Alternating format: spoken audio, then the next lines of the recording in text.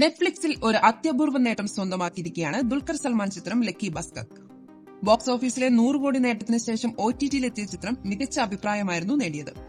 തെന്നിന്ത്യ കടന്ന് നോർത്തിലും ഇന്ത്യയുടെ മറ്റിടങ്ങളിലും ചിത്രം വലിയ പ്രേക്ഷക പ്രീതി നേടിയിരുന്നു. പ്രേക്ഷകർക്കിടയിലെ ഈ സ്വീകാര്യതയാണ് നെറ്റ്ഫ്ലിക്സിലെ ഒരു ചരിത്ര നേട്ടം ലക്കി ഭാസ്കറിന് സമ്മാനിച്ചത്. തുടർച്ചയായി 100 ദിവസം നെറ്റ്ഫ്ലിക്സ് ഇന്ത്യയുടെ ടോപ്പ് 10ൽ സ്ഥാനം പിടിച്ച ആദ്യ സൌത്ത് ഇന്ത്യൻ ചിത്രമായിരിക്കുകയാണ് ലക്കി ഭാസ്കർ. RRR, ദേവര, കൽക്കി, 2898 AD എന്നീ വമ്പൻ സിനിമകളെ പിന്തള്ളിയാണ് ലക്കി ഭാസ്കർ ഈ റെക്കോർഡ് കൈവരിച്ചത്.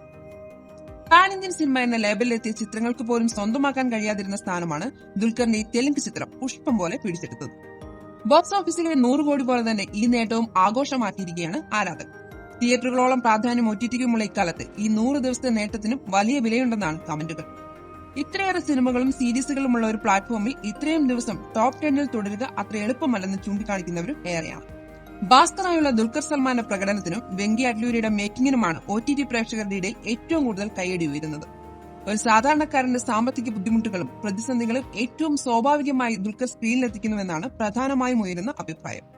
ചിത്രത്തിൽ ഭാസ്കറിനുണ്ടാകുന്ന വിജയങ്ങളും പരാജയങ്ങളും പ്രേക്ഷകരുടെ ഉള്ളിൽ തറയ്ക്കും വിധം അവതരിപ്പിക്കാനും ദുൽഖറിന് കഴിയുന്നുണ്ട്. പണത്തോടൊപ്പം സ്വഭാവത്തിൽ വരുന്ന മാറ്റങ്ങളും നെഗറ്റീവ് ഷെയ്ഡുമെല്ലാം ഗംഭീരമായാണ് നടൻ അവതരിപ്പിച്ചിരിക്കുന്നതെന്നും അഭിപ്രായമുണ്ട്. വെങ്കി അഡ്ലൂരിയുടെ ഗ്രിപ്പിംഗ് ആയ സ്റ്റോറി ടെല്ലിംഗ് സ്റ്റൈലിന്റെ ആരാധകരായിരിക്കുകയാണ് OTTയിലെ കാണികൾ. ഒരേ സമയം ഏറ്റവും റിലേറ്റ് ചെയ്യാവുന്ന രീതിയിലും എന്നാൽ സിനിമാറ്റിക് ആയ ത്രില്ലിംഗ് മൊമെന്റുകൾ സമ്മാനിച്ചുമാണ് വെങ്കി കഥ പറയുന്നത്. പൊടി പറത്തുന്ന ഫൈറ്റ് സീനുകളോ സോക്കോൾഡ് മാസ് ഡയലോഗുകളോ ഇല്ലാതെ നായകനെ എലിവേറ്റ് ചെയ്യാൻ കഴിയുമെന്ന് വെങ്കി പലതവണ ഈ ചിത്രത്തിൽ കാണിച്ചു തരുന്നുണ്ടെന്ന് പറയുന്നവരും ഏറെയാണ്. ഫാസ്റ്റ് നമ്പറുകളും മെലഡികളും എൻഗേജിംഗ് ബാക്ക്ഗ്രൗണ്ട് സ്കോറുമായി എത്തുന്ന GV പ്രകാശിന്റെ സംഗീത സംവിധാനത്തിനും കൈയടികൾ ലഭിക്കുന്നുണ്ട്. നിമിഷ് രവിയുടെ ക്യാമറയും നവീൻ നൂലിയുടെ എഡിറ്റിംഗും പഴയ കാലഘട്ടത്തെ മനോഹരമായി അവതരിപ്പിച്ചിരിക്കുന്ന ബംഗ്ലാന്റെ ആർട്ട് ഡയറക്ഷനും ചേർന്നാണ് സിനിമയെ മികച്ച അനുഭവമാക്കി മാറ്റുന്നതെന്നാണ് പ്രേക്ഷകരുടെ അഭിപ്രായം. OTTയിൽ എത്തും മുൻപ് തെന്നിന്ത്യൻ തിയേറ്ററുകളിൽ മികച്ച റണ്ണായിരുന്നു ലക്കി ഭാസ്കറിന് ലഭിച്ചത്. ആഗോള ബോക്സ് ഓഫീസിൽ നിന്ന് 100 കോടിക്ക് മുകളിലാണ് ചിത്രം നേടിയത്. കേരളത്തിലും സിനിമയ്ക്ക് വലിയ നേട്ടമാണ് ഉണ്ടാക്കാൻ സാധിച്ചത്.